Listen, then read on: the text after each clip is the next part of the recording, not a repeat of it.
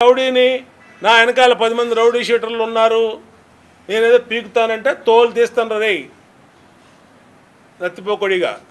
అరే పొట్టిన నీకు కూడా చెప్తున్నా ఎల్లంపల్లిగా, వీళ్ళ వల్ల ఇవాళ ప్రశాంతమైనటువంటి నియోజకవర్గం డిస్టర్బ్ అవుతుంది. ఈ ముగ్గురు పనికిమాలోళ్ళు ఉన్నారు విజయవాడలో.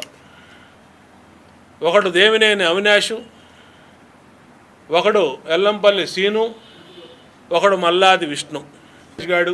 ఈ నత్తిపోకొడి గాడికి ఇక్కడే సంబంధం అండి. వీడికి ఒక లెటర్ చదవటం రాదు, తత్తదా బత్తదా అంటాడు.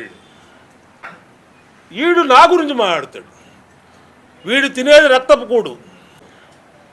వీళ్ళ బాబు సంపాదించినంత సెటిల్మెంట్ల డబ్బులు ఎక్కడి నుంచి వచ్చినాయి వీళ్ళకి? కాంప్లెక్స్లు, ఎకరాల భూములు, ఇవాళ బీసెన్ రోడ్లో కాంప్లెక్స్ ఎక్కడి నుంచి వచ్చినాయి వీళ్ళకి? ఏ వ్యాపారం చేసావు చెప్పు? నెహ్రూ గానించి ఏ వ్యాపారం చేశారు వీళ్ళు? ఏ వ్యాపారం చేయలే. ఆక్రమించుకోవటాలు, దౌర్జన్యాలు, హత్యలు, కిరాయి హత్యలు, మీ బతుకది.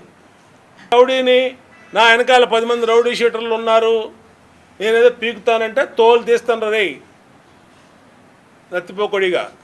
అరే పొట్టిన నీకు కూడా చెప్తున్నా ఎల్లంపల్లిగా, వీళ్ళ వల్ల ఇవాళ ప్రశాంతమైనటువంటి నియోజకవర్గం డిస్టర్బ్ అవుతుంది.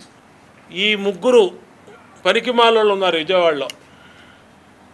ఒకడు దేవినేని అవినాష్, ఒకడు ఎల్లంపల్లి సీను, ఒకడు మల్లాది విష్ణు గాడు.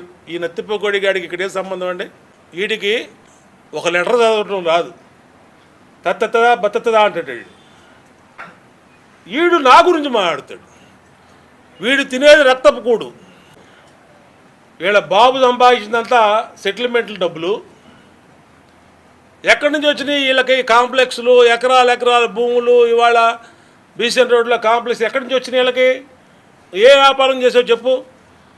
నెహ్రూ గానించి ఏ వ్యాపారం చేశారు వీళ్ళు? ఏ వ్యాపారం చేయలే.